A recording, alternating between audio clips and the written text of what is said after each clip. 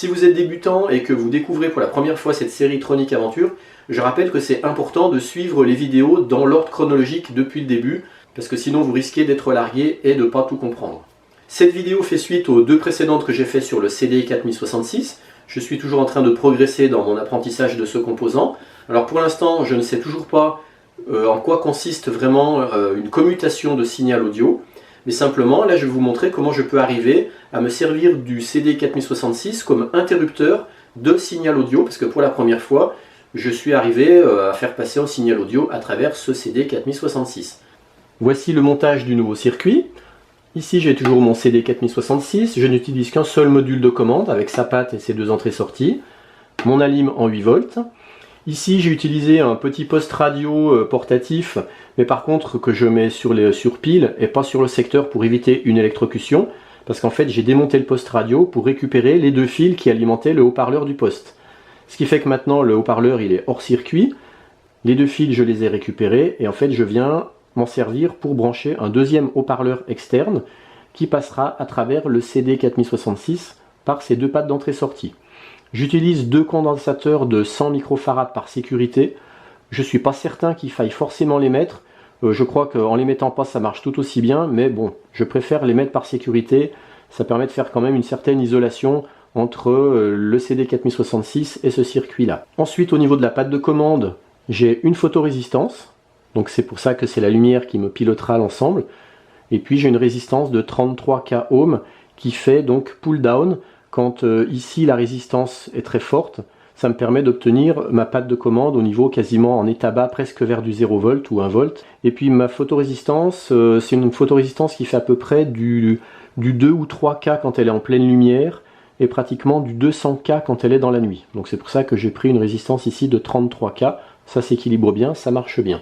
Alors bien sûr le 8 volts je m'en sers aussi pour alimenter la patte positive de mon CD 4066 et la patte négative de la lime du CD 4066. Alors comment ça marche? C'est très simple.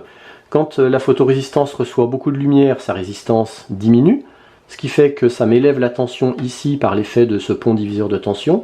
Si par exemple ici j'ai 4K et là j'ai 33K avec du 8 volts, je vais me retrouver quasiment avec du 6-7 volts ici, donc j'aurai cette même tension ici.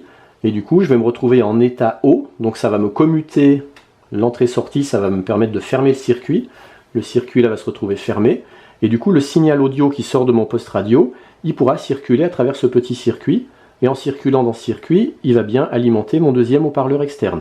Et puis quand la photorésistance va se retrouver dans l'obscurité, sa résistance va fortement augmenter. Je vais donc me retrouver ici avec une tension basse, parce que cette résistance-là, reliée au moins de la lime, fait effet pull-down. Donc ici, ma tension est basse aussi, elle va être en état bas, elle va être en dessous du seuil de commutation. Donc ici, ça va me faire rouvrir le circuit et le signal audio ne pourra plus circuler. Donc on n'entendra plus du tout aucun son au niveau de ce haut-parleur. Voilà, maintenant, si vous voulez bien, on va regarder ce que ça donne sur la breadboard. Ici, j'ai mon petit poste radio portatif, je l'ai ouvert, j'ai débranché le câble qui était relié au haut-parleur du poste. Ici, j'ai deux fils que je suis venu souder à l'endroit de la connexion de mon parleur. Ici j'ai le haut-parleur externe et ici la breadboard. Sur la breadboard on retrouve le CD 4066, ici la photorésistance, ici les deux petits condensateurs et puis ici la résistance de 33K qui fait pull down. Je mets sous tension la breadboard. Ici j'ai de la lumière dans la pièce, donc ma photorésistance reçoit de la lumière. J'allume mon poste radio et le son sort bien au niveau de ce haut-parleur. Et maintenant, je vous montre que si je mets la pièce dans l'obscurité, eh bien la radio s'arrête. Là, je rallume, ça repart.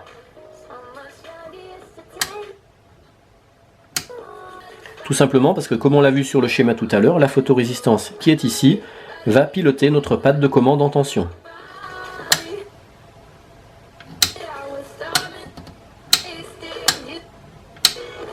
Voilà, maintenant vous en savez autant que moi sur le CD 4066. L'étape d'après consisterait à réellement commuter un signal audio, mais pour l'instant je ne sais pas qu'est-ce que ça veut dire commuter un signal. Est-ce que ça veut dire le transformer? Est-ce que ça veut dire le mélanger avec un autre, changer sa forme? Enfin voilà, pour l'instant je ne sais pas trop. Dès que j'en sais plus, je vous le partage. Si par contre certains d'entre vous Ça vraiment ce que c'est concrètement que commuter un signal, ça m'intéresse, je suis preneur. Dès que j'en sais plus, je vous fais une nouvelle vidéo tutoriel. En attendant, bonne continuation et puis à bientôt pour de nouvelles chroniques aventures.